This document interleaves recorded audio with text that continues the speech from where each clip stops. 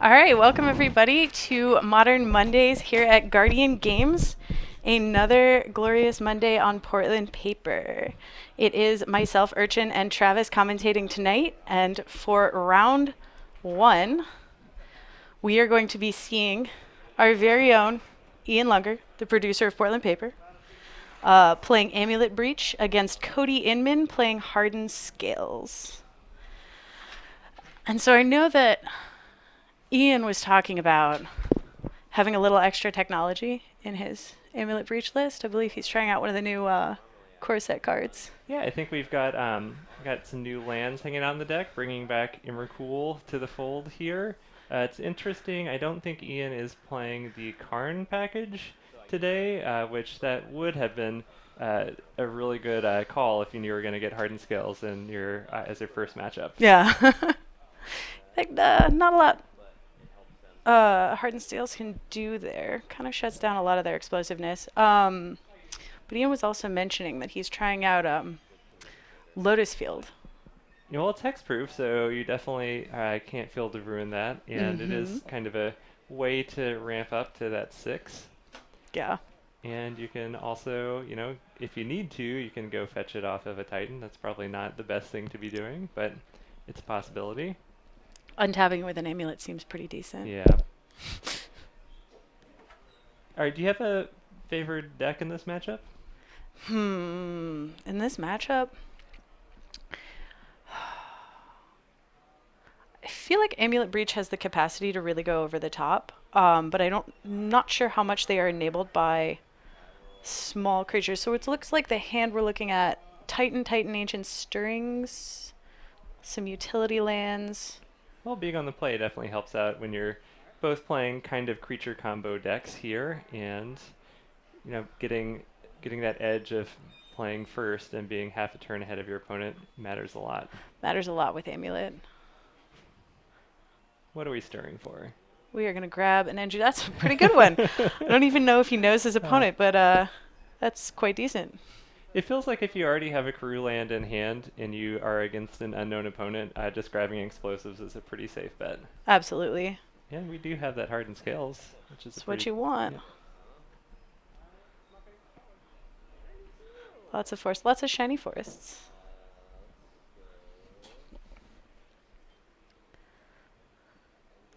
Alright, here's the explosives on 1. Hardened Scales not apparently long for this world. Okay.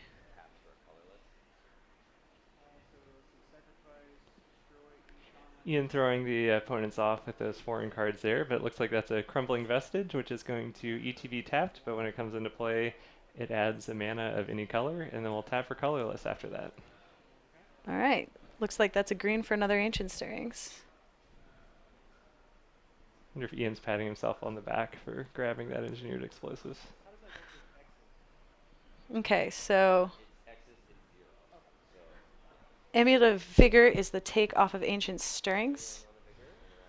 Likely a follow to that Engineered Explosives. I don't think you even mind one for wanting that Explosives with that Hardened Scales if it comes to that. And a lot of Cody's follow-up plays are either going to be like just spending your whole turn to cast a 2-drop, or casting a couple 1s. Yep.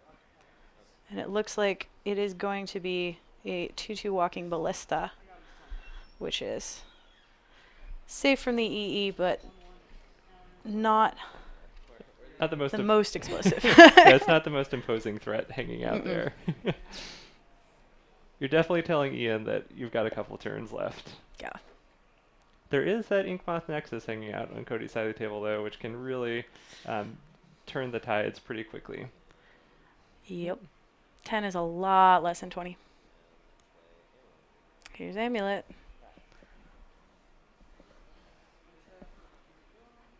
Having that bit of interaction really slows the Amulet deck down, but his positioning from here seems like it could be great if he's got a bounce land. So it puts him on 5 unless he has something else going on. And if Ian does have that Lotus Bell, is that Lotus Field. Lotus Field. If Ian does have that Lotus Field, we could see a Titan next turn. You're not wrong, huh? That actually significantly changes the 5 to the 6, and Oh, bit of a sequencing error here. Arcbound Worker going to come in as a 1/1 follow Hardened Scales. Getting in for 2 with the Walking Ballista, putting Ian down to 18. But usually the Amulet Titan deck can count on the opponent doing some damage to themselves with some land fetching and shocking, and only being able to win by swinging for, say, 16. But that is not the case. Cody's going to stay at a healthy 20 until Ian starts attacking.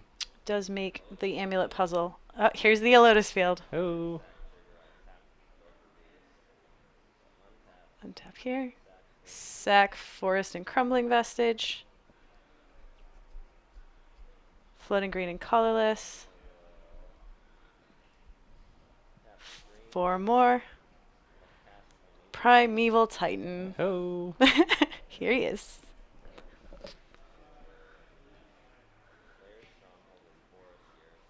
The Slayer Stronghold Boros Garrison grab with the Amulet is going to give this primetime haste. Make it an 8/6. Bounce Slayer Stronghold.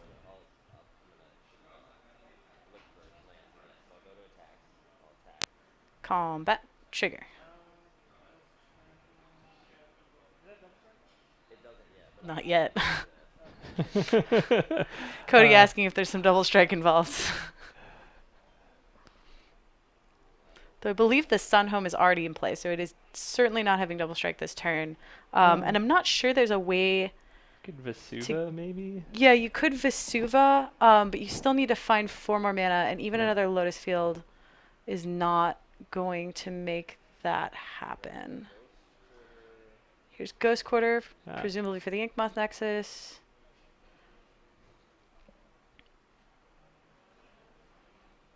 It feels like Hardened Scales sometimes plays in some number of dismembers split between the main and sideboard, but that's not the best removal against the Primeval Titan. Comes up a little short. Though with a Walking Ballista, it'll do. And Ian gaining some life off of his lance. Back to 20.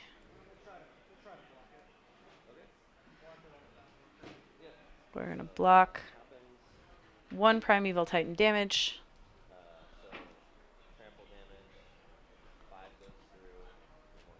Cody Inman down to 15 off of Trample. Sorry, no, shouldn't be 15, should be 13 due to the Slayer's Stronghold. I don't know if the players actually got that. But with Slayer's Stronghold, that's 13. Slayer's Stronghold gives +2/+0 and haste. Haste, +2/+0 and Vigilance as well. That's why the Primeval Titan is still standing there ready to block.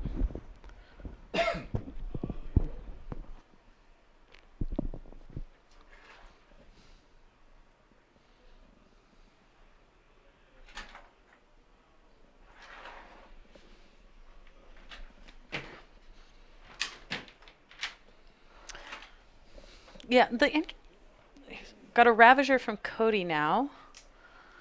We're going to see how much he can do with it. He's just going to have a lot going on.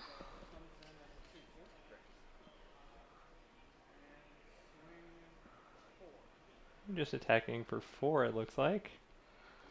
Yeah, if I'm in Ian's shoes, I'm just going to take that. Yeah, no blocks, down to 16.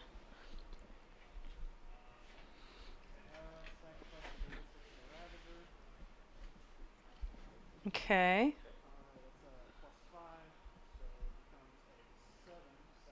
Not how that works, in fact. We've got a little bit of a modular reversal here. Cody Inman mentioned he's cutting his teeth on the Hardened Scales deck. So,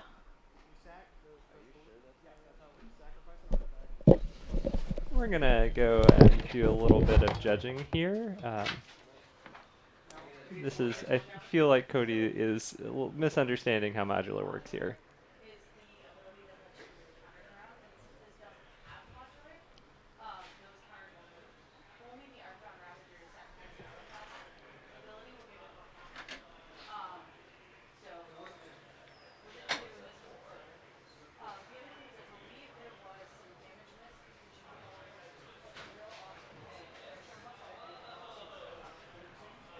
Getting a little clarification there at board states.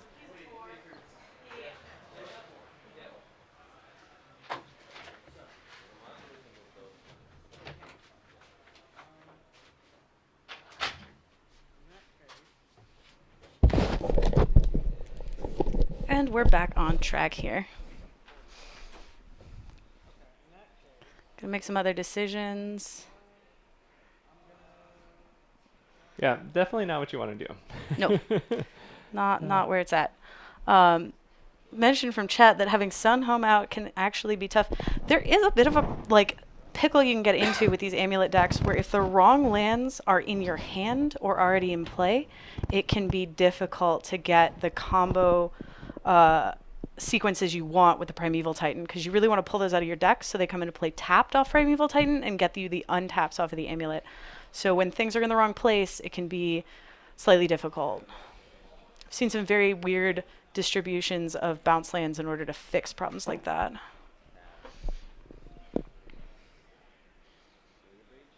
Oh, here's Through the Breach. I was going to say Cody would have had an option of getting one of those Titans and having the Ballista still live by sacrificing the Ravager to itself, but I don't think Cody's going to be able to deal with 2 Titans. No. Yeah, as it turns out, 2 Titans, I believe that those are now ready. Those are ready now to double strike, so bit of a problem regardless of Cody's ability to shoot one down by sacking Ravager and blowing it away with Ballista. So this week we are going to be discussing some sideboards.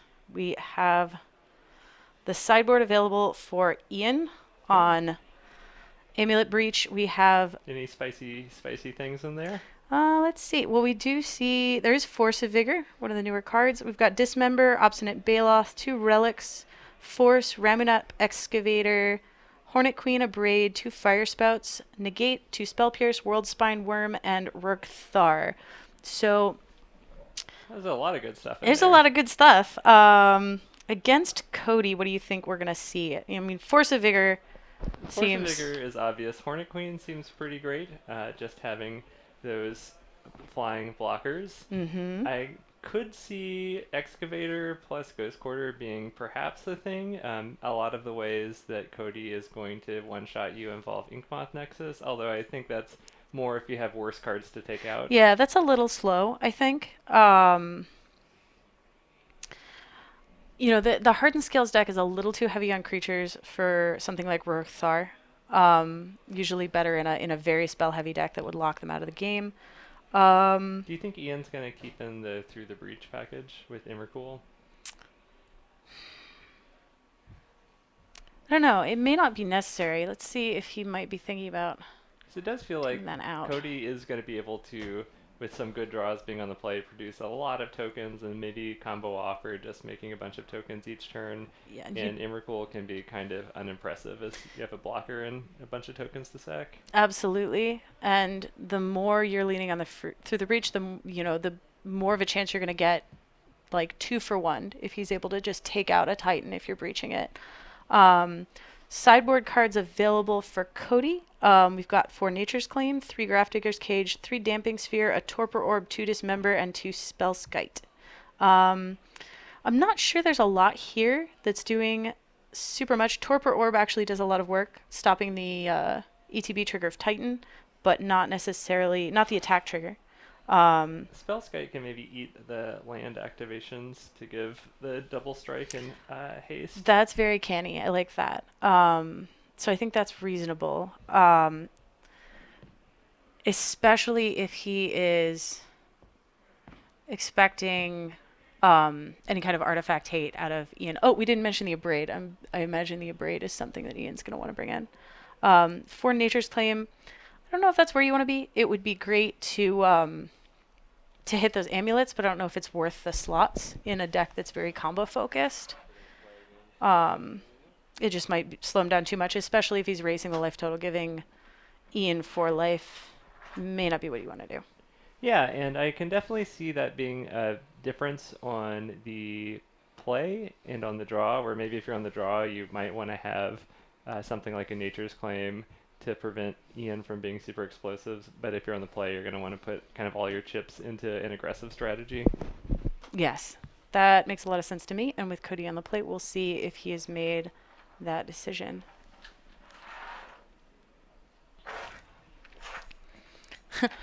Request for Turtle Storms. Well, as it turns out, there is not a shortage of Twiddlestorm here tonight. So, depending on how well it does, we may see some Twiddlestorm later. Just for you, chat. I feel like we might be getting trolled here.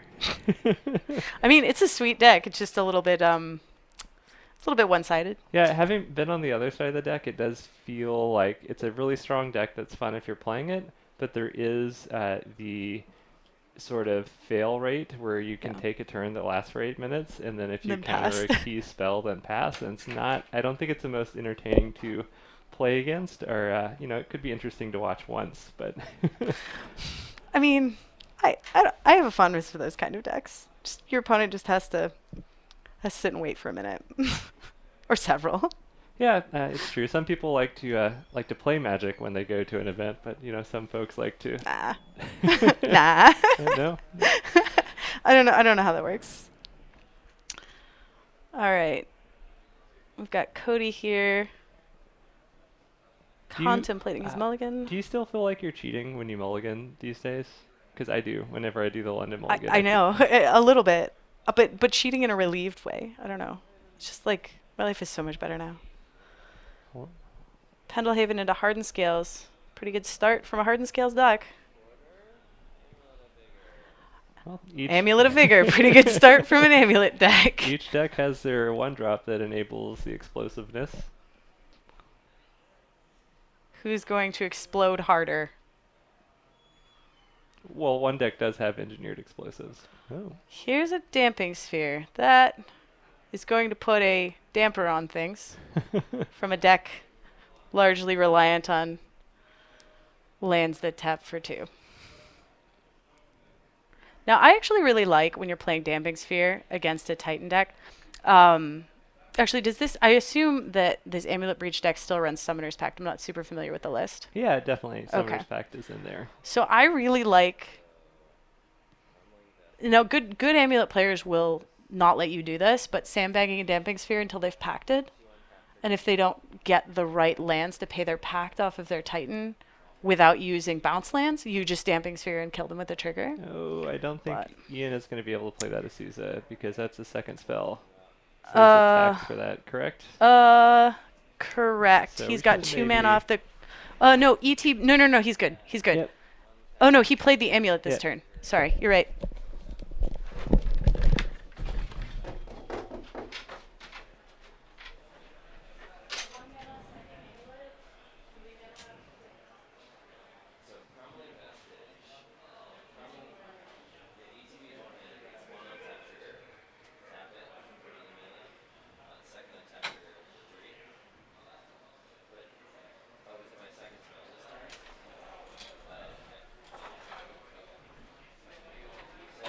All the judge calls here, gotta watch Ian.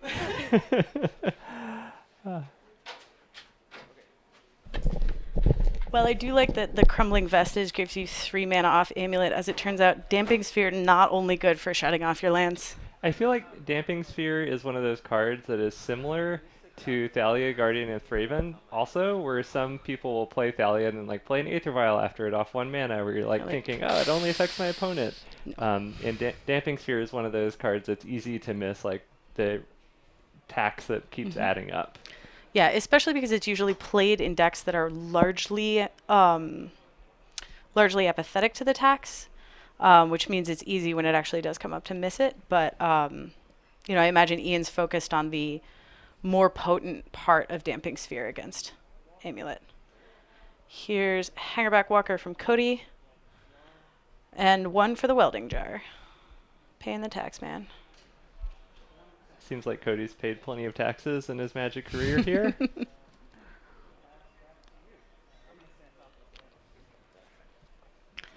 All right.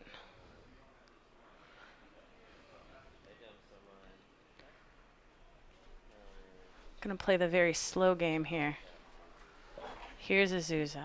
Which Azusa is one way to sort of get around this Damping Sphere being relevant against the deck. If Absolutely. you can just play a lot of lands.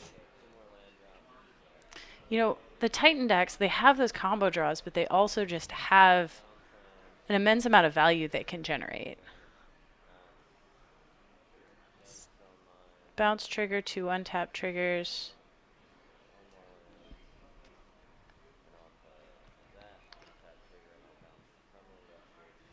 Okay. Not planning to play much this turn. Those notably only tapping for colorless mana due to the Damping Sphere.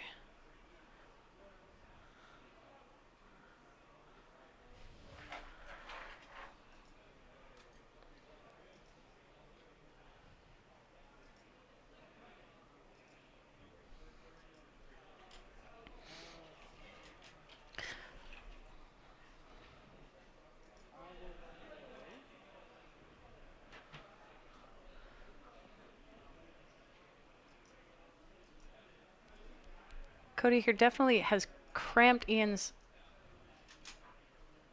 productiveness here, but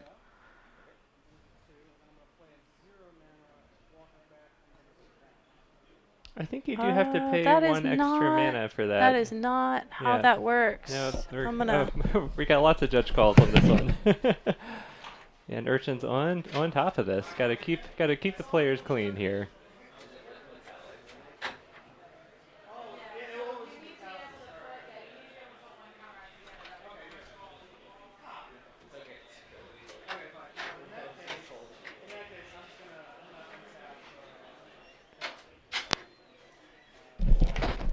So if we were at Comp REL here, we're on like how many game rule violations? I'm fairly sure this match is over. But who would have won? Nobody wins. Nobody wins in that situation. Yeah, turns out 2 math-heavy decks with a Damping Sphere in play. As someone who's played a lot of combo decks, every time a Thalia hits the board, I just immediately get a migraine. Yeah, we need a lot of big brain energy going on here. They didn't start their evening on easy mode. So Urchin's standing up here ready to go get another I'm just not judge going to sit call. down.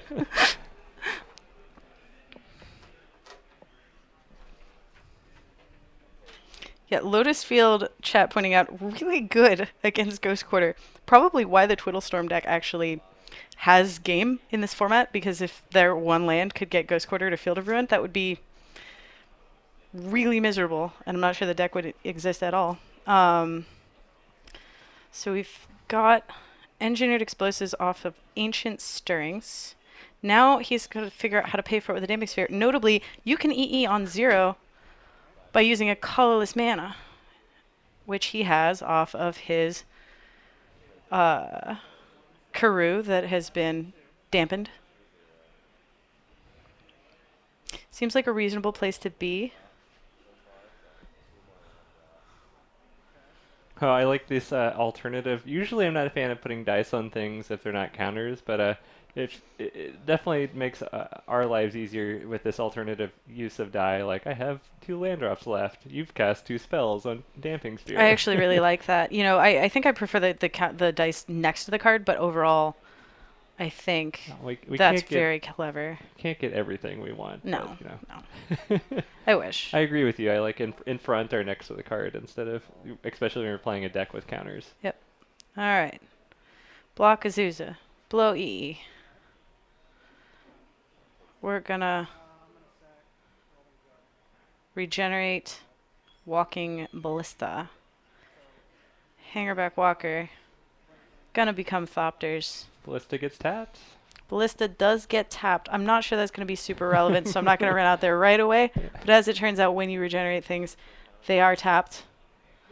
Regeneration, very, very old keyword ability. Yeah, not much of a thing anymore. Too strong in draft. Ah, there we go. It does not die. Correct. No, it does. It does. No, wait. Okay, they're getting a judge call, and they're going to have a... Azusa here only with 1 power.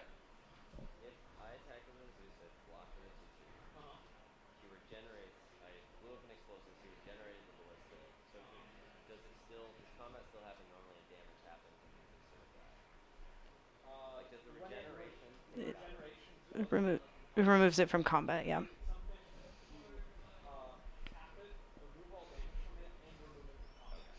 So Azusa's going to survive here. Notably, if Cody really wanted to go for it, he could just kill Azusa right now. But I can understand not wanting to lose his ballista since he can do that at any time on his turn. And if he can draw something to add counters to the ballista, he could then let it live, as well as cutting off Ian's value engine, which is really what he's relying on right now with that Damping Sphere in play. Here's a Hangerback Walker with 2 becomes 3. And boops. Now, what do you think here about shooting down Azusa? I don't know how many cards are in Ian's hand, but Feels like at this point in the game, it's maybe having the utility to perhaps pump the ballista later if you get a Ravager might be more useful than using it right now to kill the Azusa, but oh, Cody he's going does to opt not to kill the agree. Azusa. Yeah, the only real argument, I think, he does have a few cards in hand. Usually when Amulet players have gone down to few cards, Azusa is kind of done. But in the case where you have bounce lands involved in double Amulet, you can just, if you have another bounce land, you can just keep replaying it. And so she continues to have value and make additional uh, additional extra mana. So here we go. Crumbling Vestige gives a green off of Gemstone Mine. 2 and then 2 more off of Crumbling Vestige is Primeval Titan. Every land that comes in here is going to come into play tapped and therefore get 2 untapped triggers off of those amulets. See if maybe it's Lotus Field time. I don't know.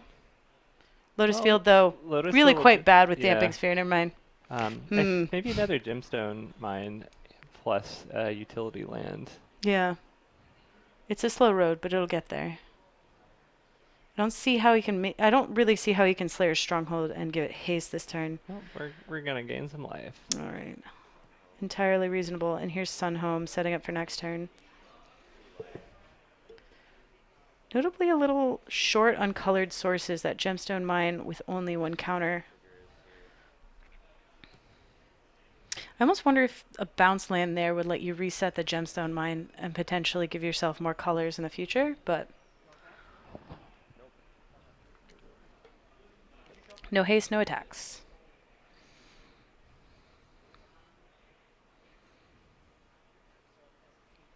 Yeah, Ian is really pressed for colored mana because with this Amulet deck, you're wanting to get blue to transmute Teleria West. You're going to need double green for packs. Prime times, you're going to need red and white for your Sun Homes and etc. So you need a lot of different colors of mana. And if the lands that just tap for 1 mana that give you colors are pretty limited here. Yeah.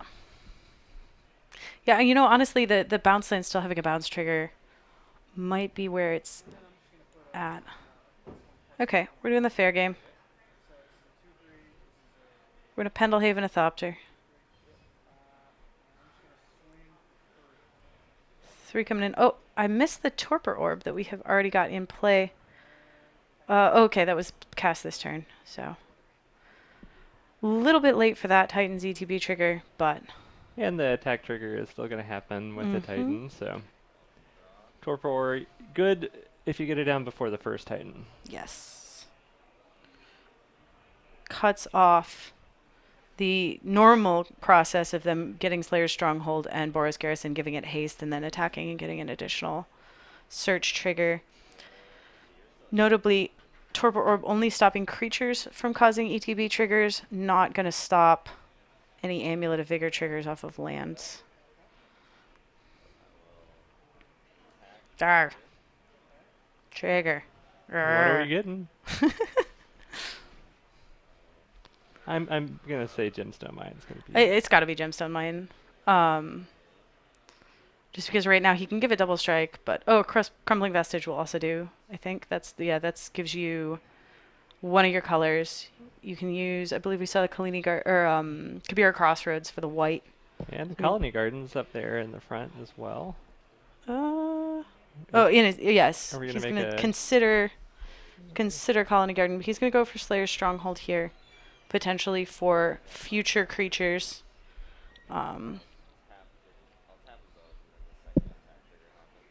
Okay. We got a red and a colorless floating. technically, I believe, a red and 2 colorless. Crumbling Vestige, ETB giving the red.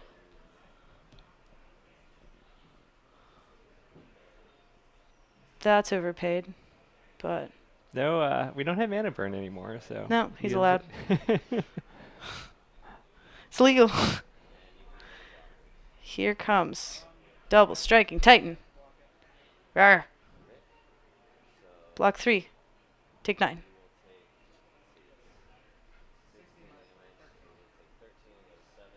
Oh, I missed the Slayer Stronghold. Never mind. Don't listen to me.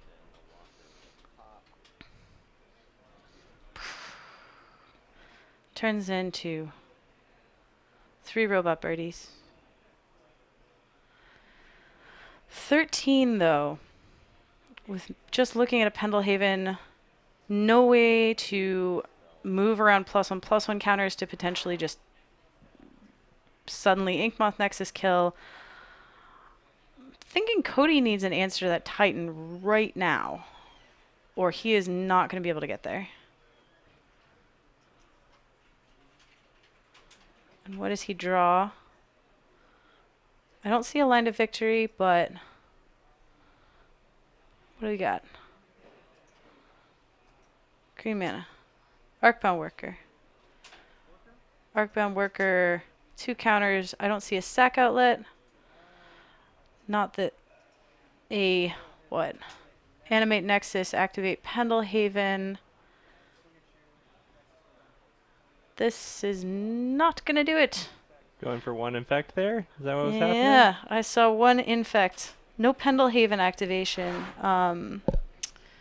to bolster that. I guess he's planning to Pendelhaven one of the tokens on the block, giving 6, 7, 8 power. And 8, notably, 9 toughness worth of blocking. But I don't think 9 toughness worth of blocking. Oh, he might live a turn. Yeah, we'll save him. At what cost? Vesuva, on the other hand, may pose an issue. Yep.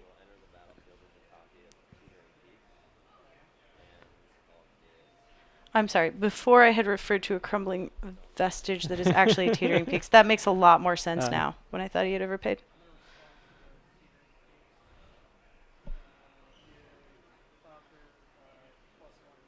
All right. That is a 2/3 Thopter. 2/3 foil Lethopter. Shiny. All right. White floating. Red.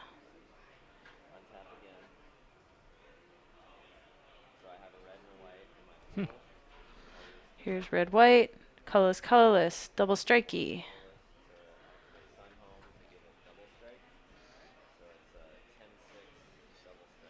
Oh, we got a 10/6.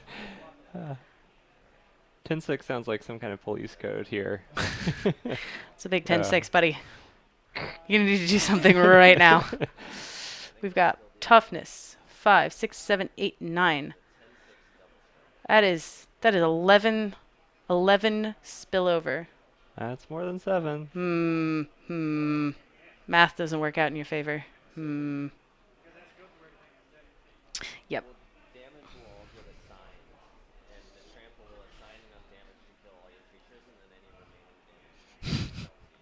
We're Yes, chat. playing trample here, I think.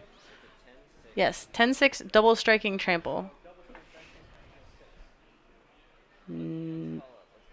Okay, we're gonna have a judge call. It is the first time you ever play against something that has like double strike and trample. That first strike combat step is a little bit confusing. It gets even more confusing if you had double strike, trample, and death touch. Oh yeah.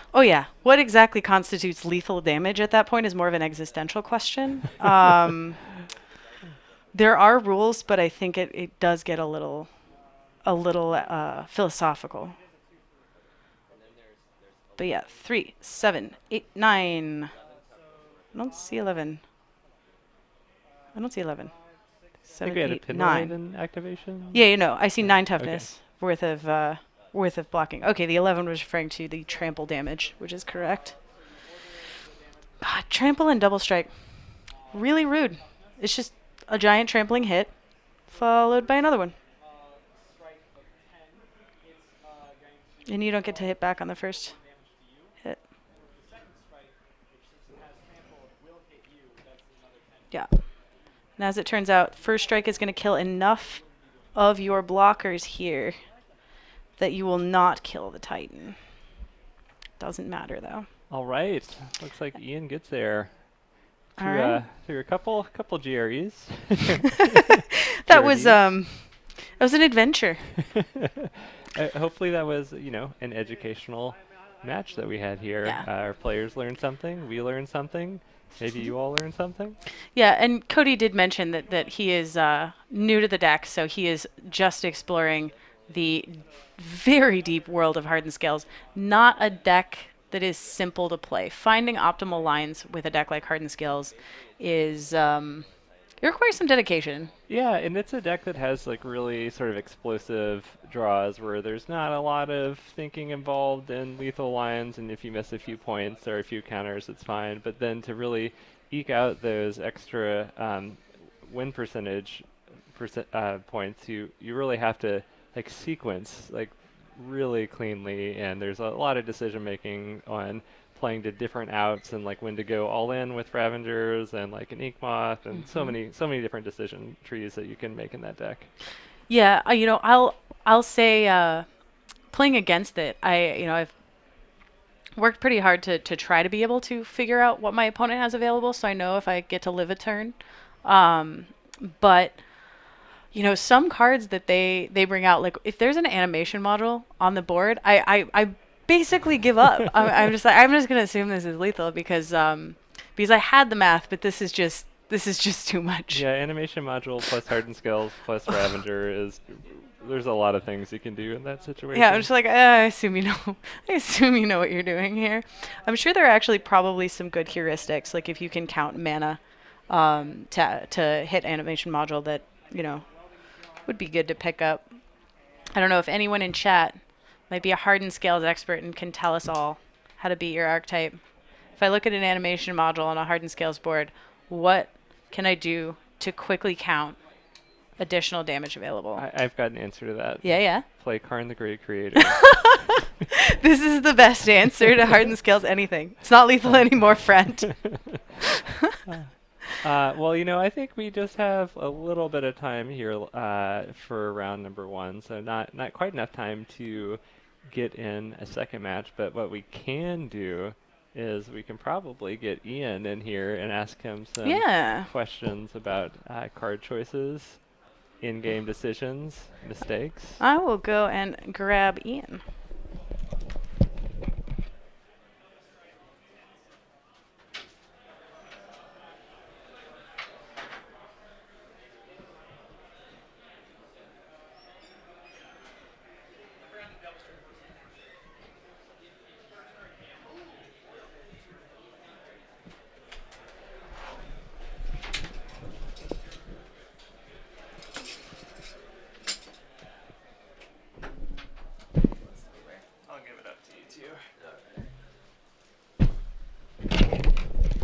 And here we are back. We've brought Ian in to talk about the match he just played.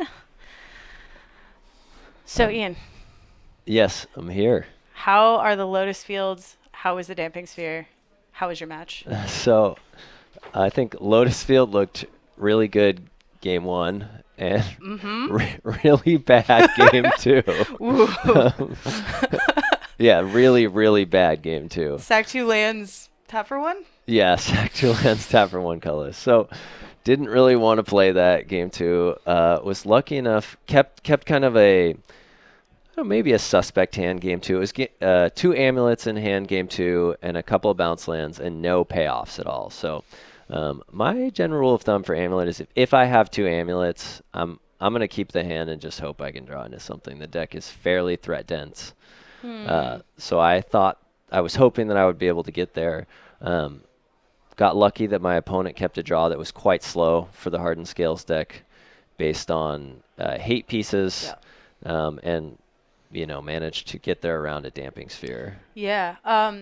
So, I think that's a common theme in a lot of modern decks is you see hands getting kept post board that contain the interaction and the hate that they're looking for, but don't actually apply the pressure needed to back it up. And we saw that damping sphere was absolutely crippling to your progress. And I mean, the Azusa did a lot of work just letting you play more lands. Yes. But that's how you had to get there. And I have to ask because the general wisdom on Amulet is that you really need a route to a threat. But does the Breach version play more threats or more routes to threats than your standard Amulet build?